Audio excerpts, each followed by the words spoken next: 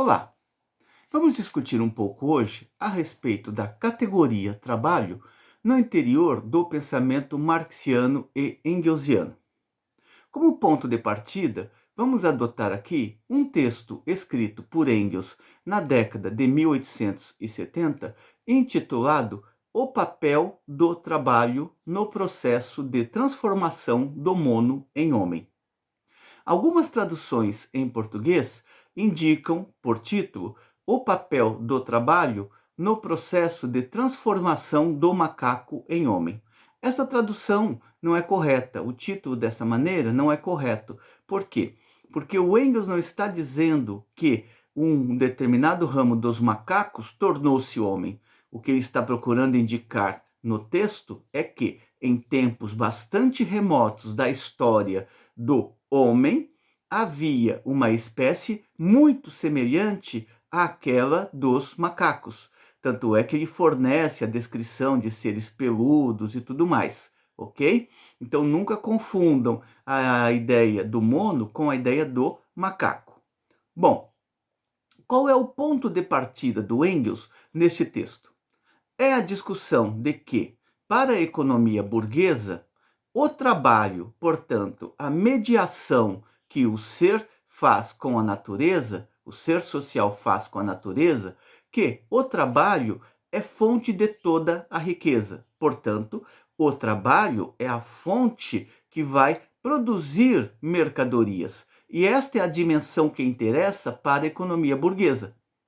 Engels afirmará: isto é uma verdade. O trabalho produz riqueza, o trabalho produz valores, o trabalho produz mercadorias, produz valor de uso e produz valor de troca. Mas o trabalho é muito mais do que isto. O trabalho é um elemento tão fundamental na formação do ser social que ele produziu até certo ponto o próprio homem.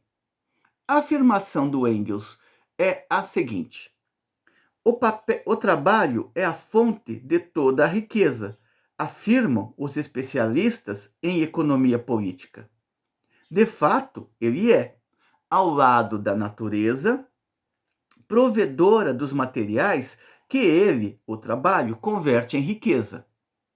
Porém, o trabalho, portanto, esta mediação do ser social com a natureza, porém, o trabalho é muito mais do que isto. É a condição básica e fundamental de toda a vida humana. E o é em tal grau que, até certo ponto, devemos dizer que o trabalho criou o próprio homem. Portanto, aqui já se coloca o ponto de partida da concepção materialista da história. Se queremos compreender o ser social, é necessário compreendermos a sua base material. E esta base material só pode ser explicada a partir da sua protoforma, portanto, da sua forma primeira, isto é, o trabalho.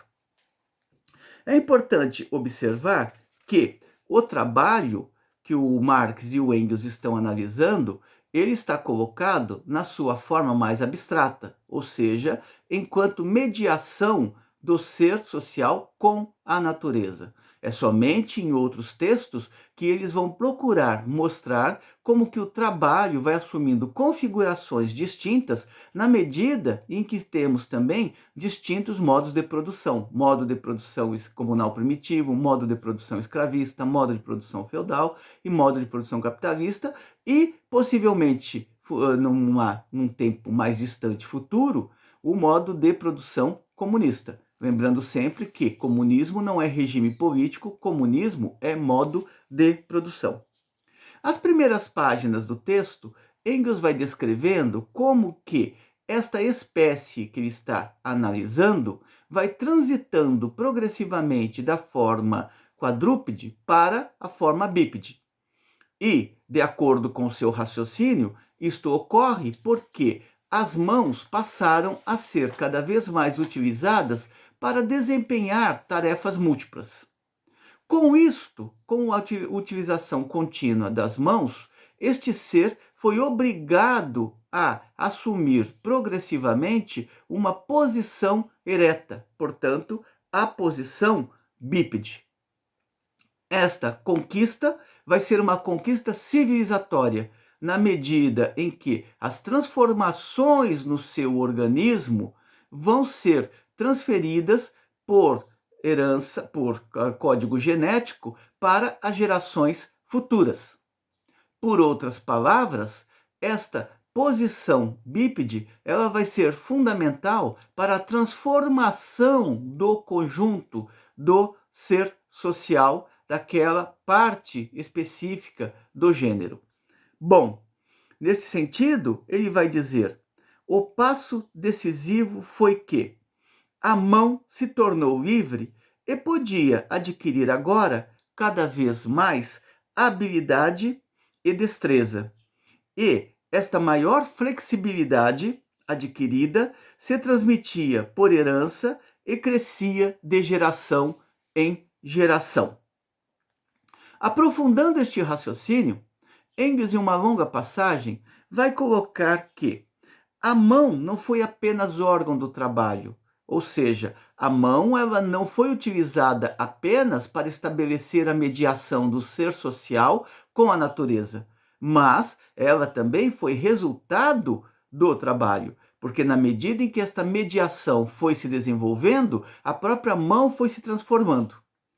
Nesse sentido, ele vai dizer: unicamente pelo trabalho, pela adaptação a novas operações, pela transmissão hereditária do aperfeiçoamento especial adquirido pelos músculos, os ligamentos e, em um período mais amplo, também pelos ossos e pela aplicação sempre renovada destas habilidades herdadas a funções novas e cada vez mais complexas, foi como a mão do homem alcançou este grau de perfeição que a tornou capaz de dar vida, como por arte de magia, aos quadros de Rafael, às estátuas de Thorvaldsen e à música de Paganini. Aparentemente simples, esta passagem guarda vários elementos de complexidade. O primeiro deles é que o Engels está apontando que existe algo chamado processo civilizatório. Na verdade, na medida em que cada conquista vai sendo estabelecida, esta conquista ela vai sendo transmitida para gerações posteriores. Seria a mesma coisa que dizer, como faz Marx em outros momentos, que em cada homem está contida a civilização. Ou seja, em cada um de nós está contida ou estão contidas as conquistas obtidas pelo gênero nas gerações precedentes. Este é um primeiro ponto.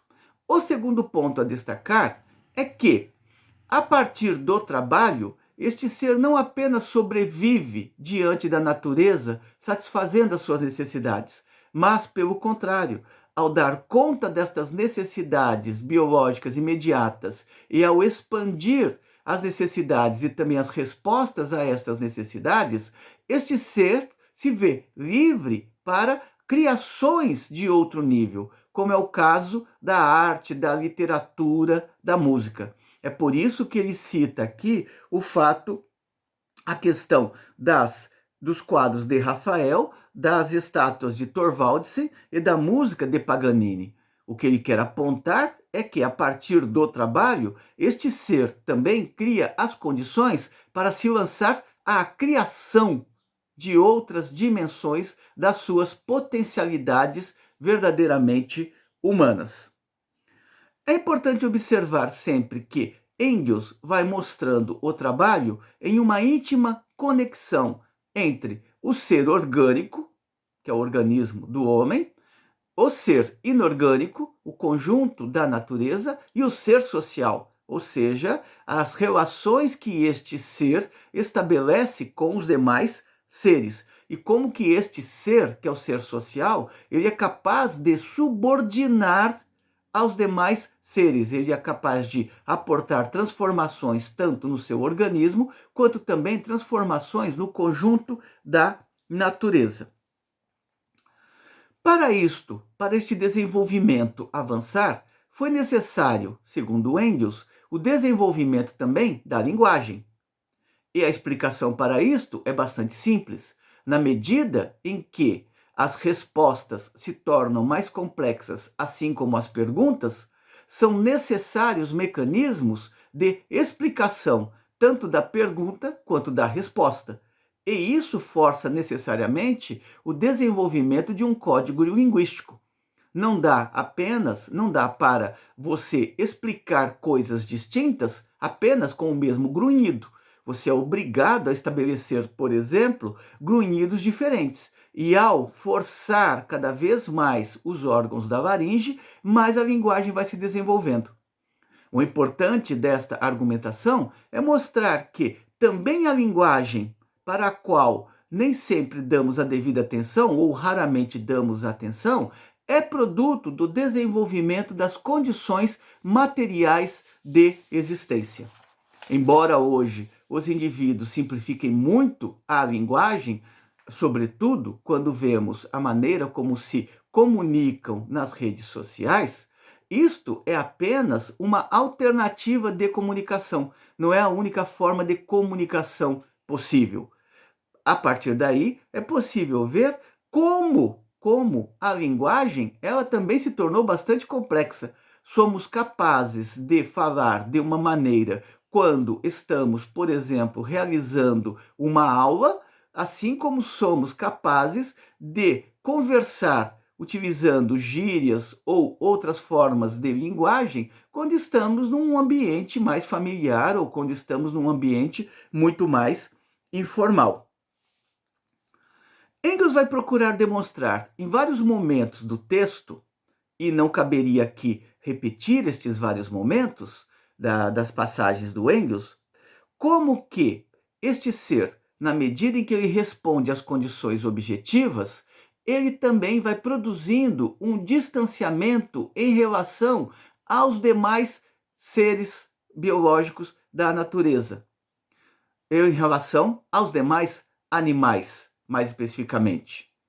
Com isto, ele quer dizer o quê? Ele quer dizer que este ser, que é o ser social, vai se afastando cada vez mais daquilo que Lukács chamará por barreiras naturais.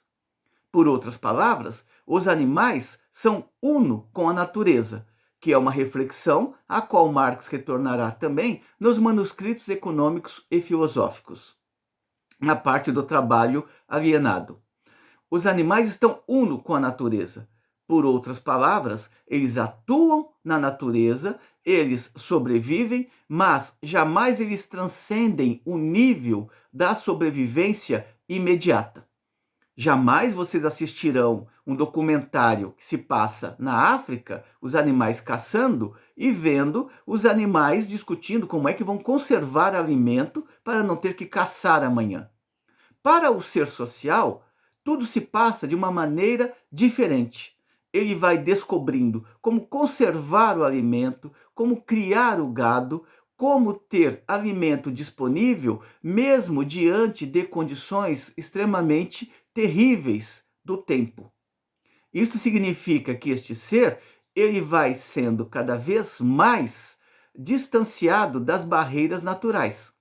Falar que ele se distancia das barreiras naturais não significa que ele rompe seu vínculo com a natureza, mas apenas que ele aprendeu a dominar a natureza. É uma impossibilidade para este ser romper seu vínculo com a natureza, pois ele depende dela para sobreviver, para repor suas energias físicas e mentais, para conseguir alimento, para conseguir água, para conseguir alojamento, habitação. No entanto, isto não quer dizer que este ser precisa ficar necessariamente preso à dimensão biológica imediata, ou seja, conseguir o mínimo cotidianamente para sobreviver, sendo este o limite. Em determinadas condições históricas, como vai também mostrar Marx nos manuscritos econômicos e filosóficos, este ser, ele vive no limite da existência. Mas isto não decorre da impossibilidade dele viver para além do limite da existência, mas sim decorre do fato de que existe um modo de produção que, ao alienar o trabalho do trabalhador, cria também todas as condições desfavoráveis para este trabalhador sobreviver enquanto ser humano, enquanto um exemplar da espécie verdadeiramente desenvolvido. Portanto, em vários momentos, Engels vai voltar ao texto mostrando o que diferencia os homens dos animais. Falamos da linguagem, que é um momento fundamental de desenvolvimento deste ser social, estando a linguagem ligada ao trabalho. Mas Engels vai apontar também para um outro elemento distintivo deste ser em relação aos demais seres, ou seja, em relação aos seres orgânico e inorgânico.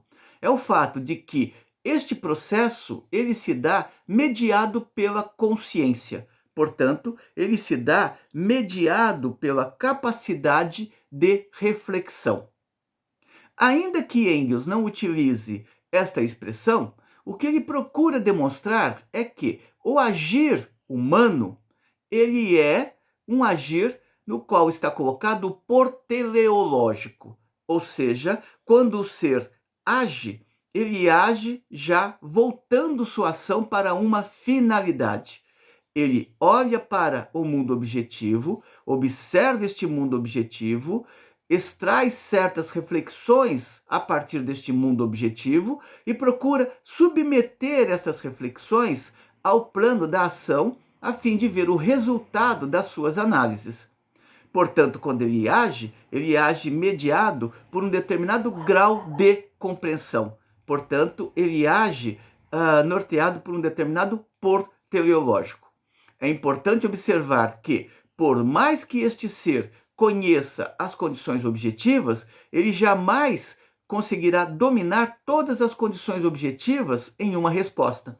Daí que muitas vezes, vai apontar o Engels, os resultados obtidos podem ser totalmente adversos, totalmente contrários àquilo que o ser esperava. Ou então, os resultados podem aportar respostas imediatas com desdobramentos futuros imprevisíveis.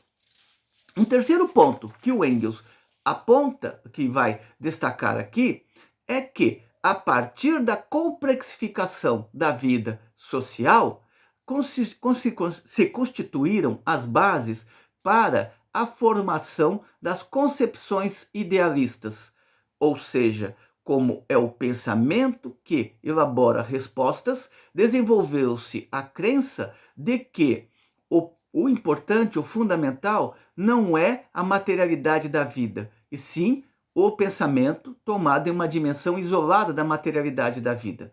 Ele vai traçar poucas linhas a respeito desta concepção idealista da história. No entanto, isto será fartamente desenvolvido no livro que ele escreve conjuntamente com Marx, intitulado A Ideologia Alemã. Fundamentalmente, são estas questões que Engels levanta neste texto inacabado, que é o papel do trabalho no processo de transformação do mono em homem.